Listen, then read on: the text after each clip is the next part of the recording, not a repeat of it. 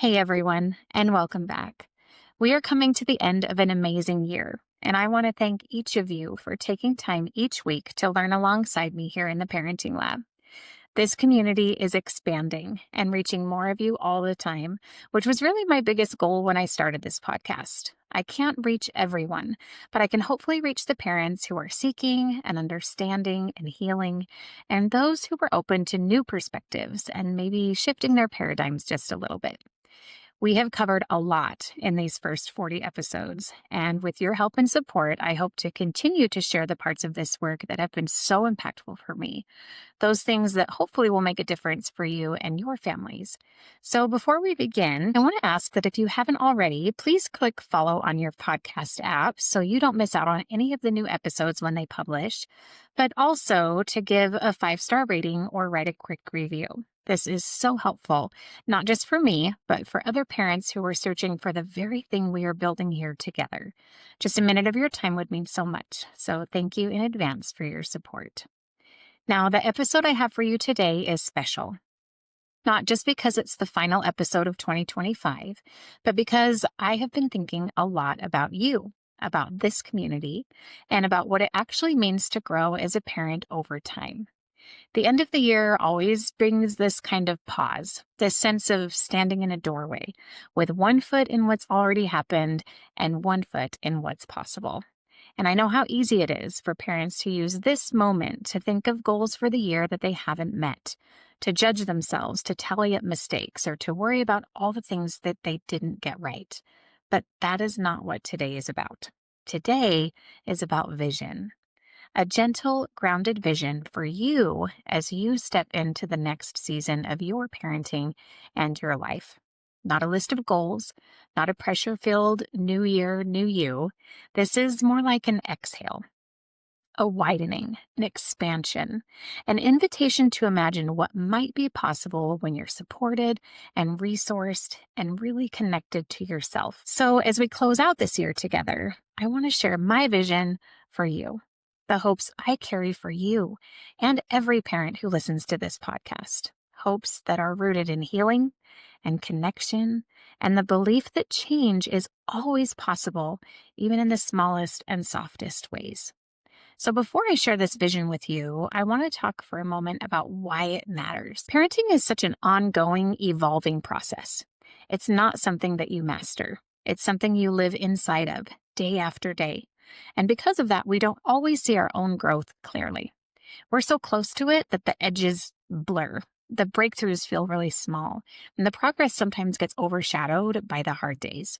But the truth is, most of the change that you have made this year hasn't happened in big dramatic moments.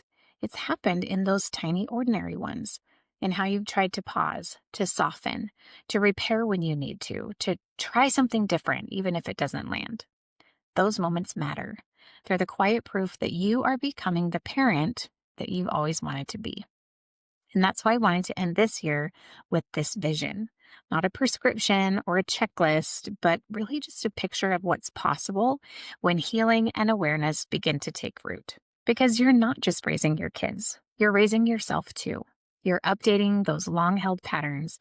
You're learning how to show up with more presence, more intention, and more compassion. This vision matters because it gives you something to orient toward, something more gentle than perfection and more grounded than pressure. It's a reminder of what you deserve, what your children deserve, and what's available when you're supported and seen. So with that in mind, let me share what I hope for you. First, I hope that you are releasing yourself from those unconscious, limiting, and stressful parenting patterns. Not all at once, and of course not perfectly, but slowly, gently, and steadily. Almost like letting your grip loosen on something that you didn't even realize you were holding onto so tightly. So many of the ways we respond to our kids aren't really ours. They're inherited. They're conditioned and passed down. They're shaped by the homes we grew up in, the environments we survived, and the beliefs that we were taught to accept as truth. For a long time, those patterns helped us. They protected us. But now they can get in the way of the kind of parent we really want to be. Releasing old patterns doesn't always look dramatic. It looks like noticing, oh, that's my mom's voice, or that's the part of me that learned to shut down, or I want to yell right now, but I know that there's another way. It looks like pausing, even if it's just for a second, and choosing something different. It looks like realizing that you don't have to repeat what you lived through. You can disrupt it, you can update it, you can soften it, you can rewrite it. This doesn't mean you're erasing your past. It means that you're updating your present. You're becoming more conscious of the moments that used to slip by unnoticed. You're catching yourself with more clarity and making room for the parent that you're becoming.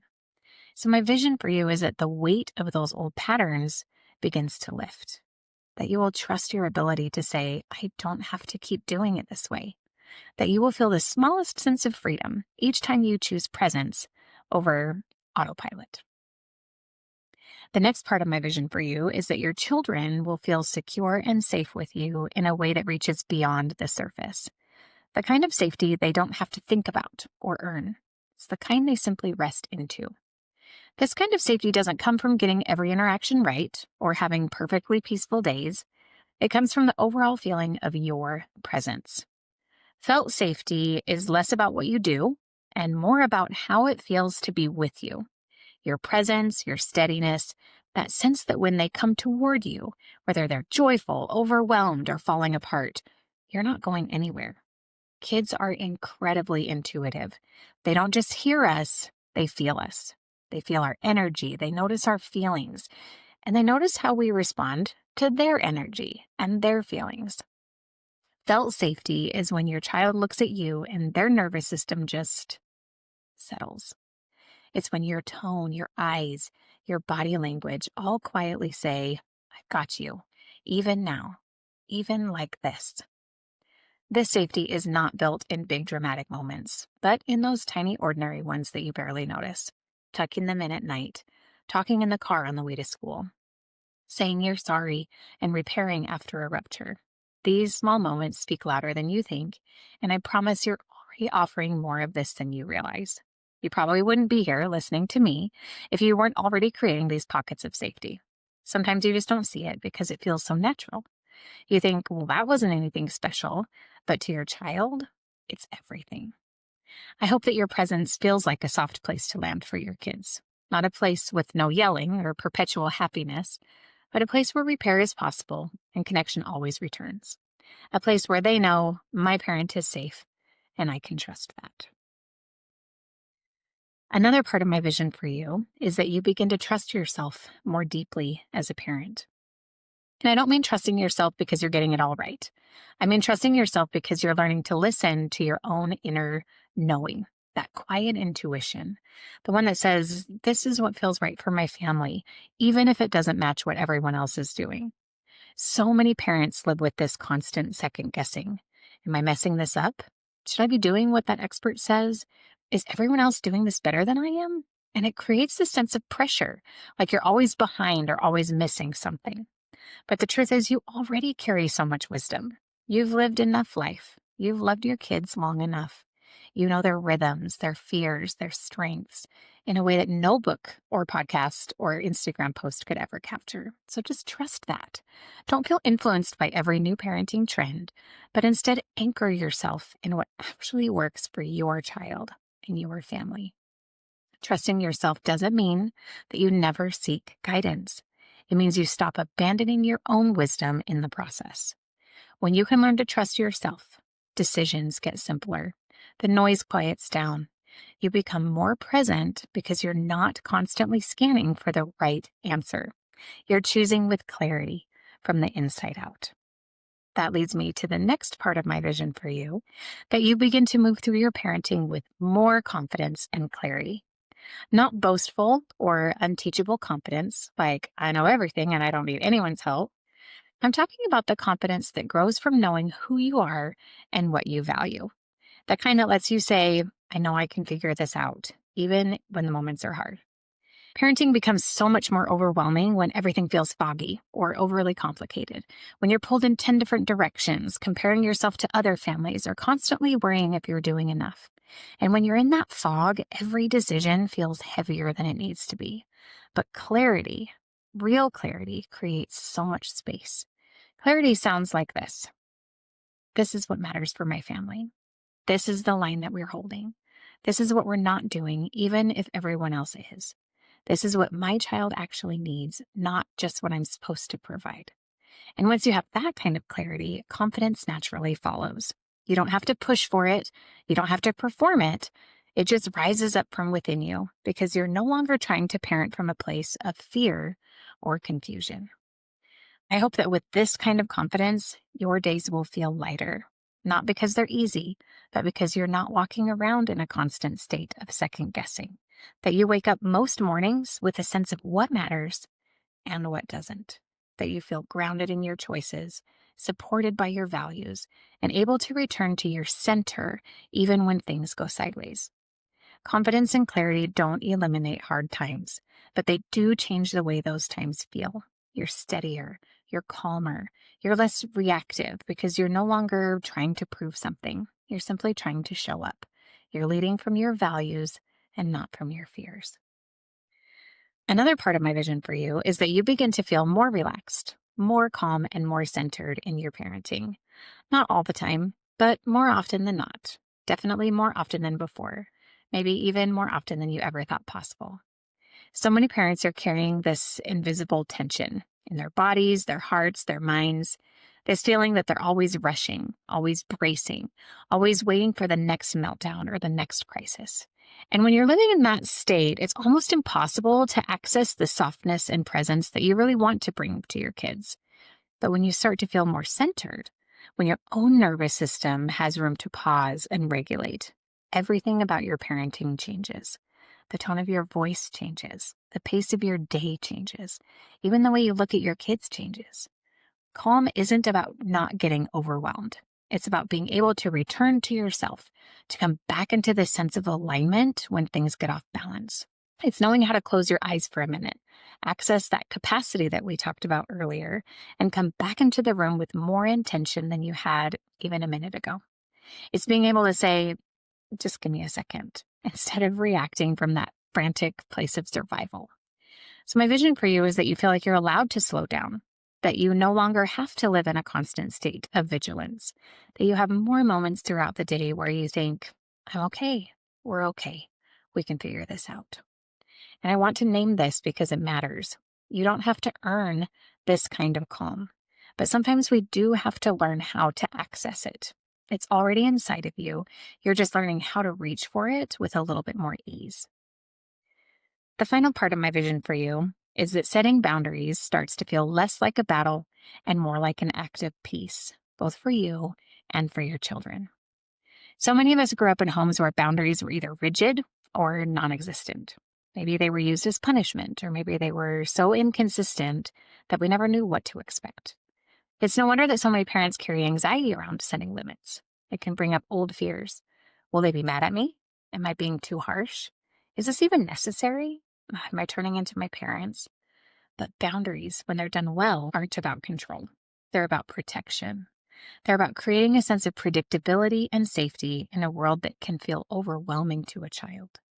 Peaceful boundaries sound like, I'm here and this is the limit, instead of, I need you to obey so I can feel in control. They come from your center, not from your fear. When you learn to hold boundaries this way, you start feeling less guilty. You stop apologizing for needing structure or rest or respect. You start recognizing that limits are a form of care, not just for your child, but for you. When you can say, this is what we're doing without tension, when you can hold a limit without defending yourself, when you can stay connected even as you hold the line, that is when boundaries become peaceful. They become steady. They become something your child can relax into because they know what to expect from you. The goal isn't to be unshakable or rigid. Your boundaries should never become walls that imprison you. You're human. There will be moments when you hold a boundary too tightly, or maybe even let one slip because you're tired. What matters is the overarching pattern, the direction that you're moving in. My hope for you is that boundaries stop feeling like something you have to justify, that you no longer twist yourself into knots trying to explain or negotiate every no, that your limits feel aligned with your values, not driven by guilt or in fear of conflict.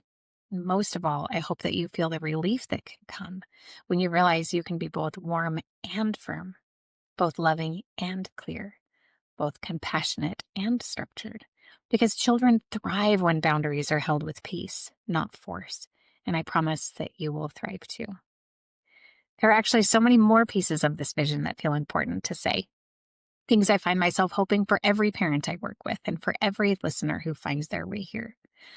I hope you begin to repair with more ease, not because you stop making mistakes, but because you no longer panic when things go wrong, because you know that coming back together is often more meaningful than getting it right the first time.